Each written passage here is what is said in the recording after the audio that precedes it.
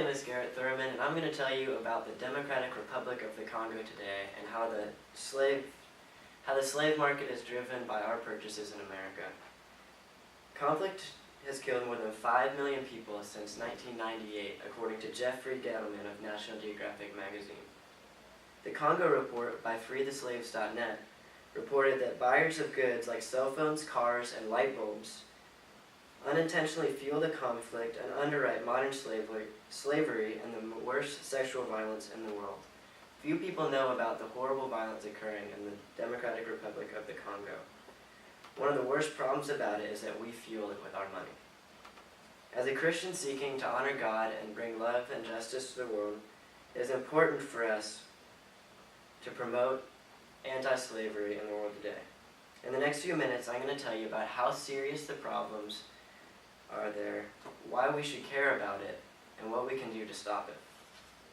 The problem of slavery in the Democratic Republic of the Congo is one of the worst issues in the world today. There are several types of slavery in the DRC.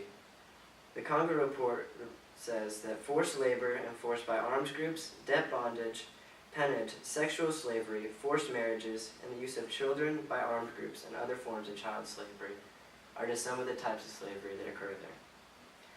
The slave market is driven by the mining grounds of tin, tantalum, tungsten, and gold that are used as minerals to go in electronic components. Perhaps the worst types of slavery there are the child and sex slaves. Tracy Fair of the Enough Project says, child slaves are often employed in some of the worst types of labor, such as diggers of the mine sites or porters assisting transport of conflict materials. Children, especially girls, are also susceptible to sexual exploitation and slavery by mine operators and soldiers. These women are kidnapped and stolen from their home villages in raids by soldiers. These children are not only robbed of their freedom, but of their future and dreams. The sex slaves are also captured in the raids. They are taken by the soldiers and forced to live in the homes so they can rape them every night and work in the mines every day. One 2007 study reported that over 1 million women are raped at least once in their lifetime in the Congo. These women are trapped and afraid to leave because if they try, either them or their family could be murdered. So we know that the problem is really bad there, but why is it our responsibility to fix it? As Christians, we are to be the hands and feet of Christ. We know slavery is wrong. There's no doubt about it. 1 Timothy 1:10 lists slavers among the worst sinners in the world. God also displays his hatred for murder, rape, and kidnapping all throughout the Bible.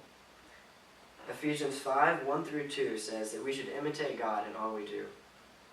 When it comes to the DRC, we as Christians should stand against the slavery there and do all we can to stop it. We should act in love and fight for justice, just as Jesus. God values the people there, and so should we. So since we know that we need the help, you may ask, what can we do? There's several things we can do. One of the things we can do is avoid companies that buy conflict materials from the Congo. These materials are used to make computers, laptops, and cell phones that we all use every day. Another way is that we can spread awareness using social media and by just telling the people around us that we could be supporting slaves through the things we buy. Lastly, we can use prayer as Christians, because we know God is the one who can really help these people. Many companies have begun monitoring their mining sources, and the government has even made laws to require this. Apple, Intel, and Motorola have reported that they have been monitoring their sources to get rid of conflict materials. On Apple's website, they say, Apple is committed to using conflict-free materials, and we've joined Public-Private Alliance for Responsible Minerals Trade to conflict materials challenges in the Democratic Republic of the Congo. Slaves organization has been pivotal in ending the slavery in the Congo. They have been working in the community for years to end this. One of the major ways we can support the end of slavery in the Congo is by supporting Free the Slaves. James 5:16 says